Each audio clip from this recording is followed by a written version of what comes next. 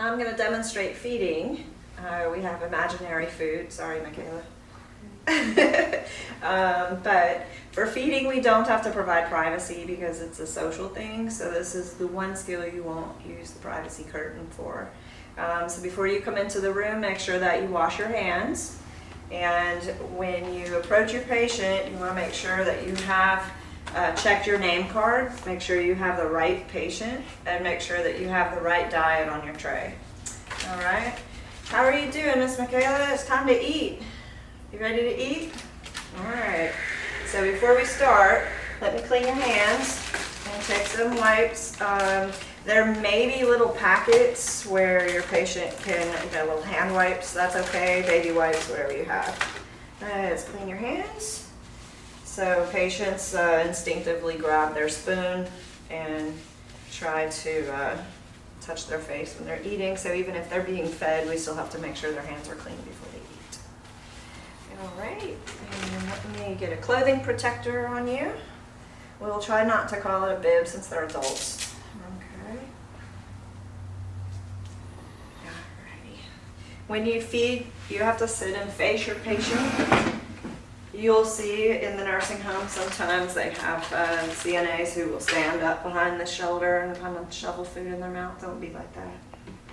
All right, so today we're having mashed potatoes, green beans, and meatloaf. Which one would you like first? Mashed potatoes. All right, so we don't want to do the airplane. Right. No. All right, there you go. When your patient takes a bite, watch them because you want to make sure that they actually swallow their food and that they're not cheeking it and hoarding it in their mouth. Also pay attention to signs of aspiration while your patient's eating. What would you like next? Meatloaf? Meatloaf? I think that was over here. There you go. All right. You want something to drink? Sure. There you go. Okay. And what would you like next? Green beans. So give your patient choices while they're eating. Take your time while you're feeding them, and you'll gauge how fast or how slow your patient likes to eat. Okay. Once your patient's full, they've had enough, we'll go ahead and clean her hands and face. And see your hands. Clean her hands. Don't send your residents back to their room with food all over them. Let's go ahead and take this off. Let me clean your mouth. There we go. Straight to the hamper.